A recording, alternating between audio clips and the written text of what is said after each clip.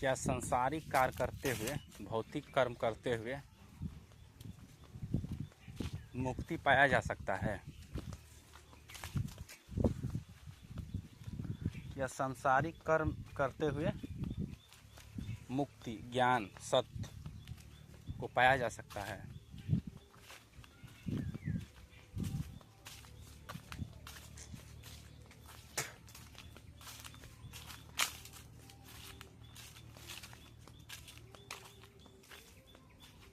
देखो, ऐसे तो कर्म योग की चर्चा है। अब मुझे नहीं पता कि कर्म योग क्या है और तुम क्या करते हो कर्म योग में।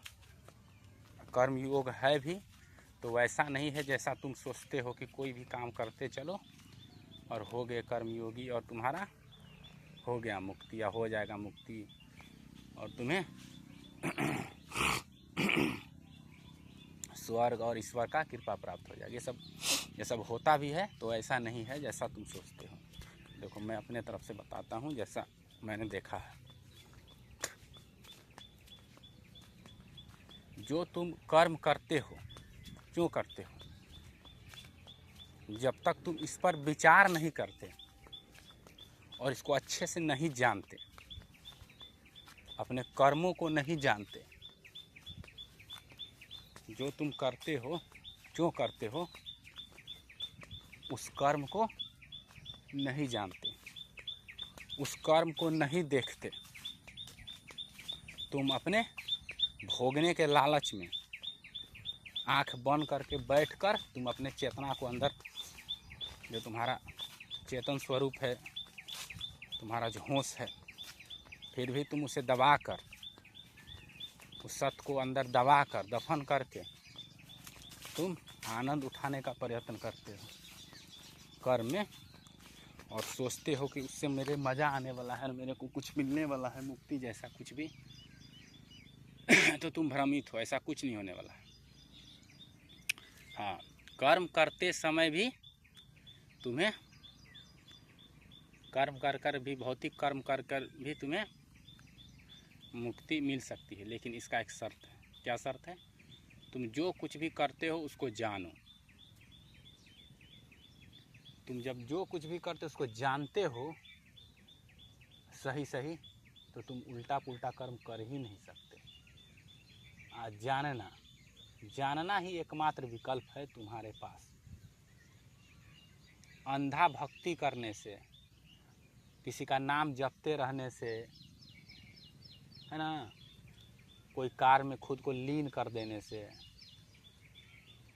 कुछ भी कर देने से, कार्य में खुद को लीन कर देने से, अंधा कर्म करते रहने से, किसी की पूजा करने से तुम्हें मुक्ति कभी नहीं मिलेगी और बंधन होंगे और तुम्हारा ऊर्जा और समय नष्ट होगा। इससे ज़्यादा तुम्हें कुछ नहीं मिलेगा। हाँ, तुम कुछ भी करते हो और उसे जानने की इच्छा है, तुम्हारे अंदर श्रद्धा है ना, श्रद्धावान लभते ज्ञानम। तो जो श्रद्धा है अगर तुम्हारे अंदर, तो तुम्हें ज्ञान होगा। ज्ञान मतलब जो जैसा है वैसा जान लेना ही ज्ञान है ना, जो जैसा है वैसा जान लेना ही ज्ञान।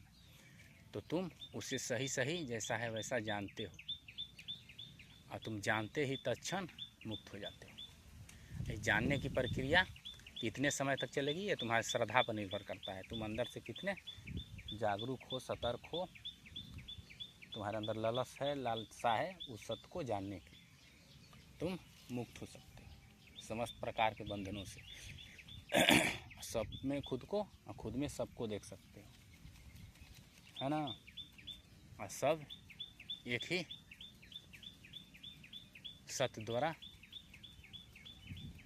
संचालित है।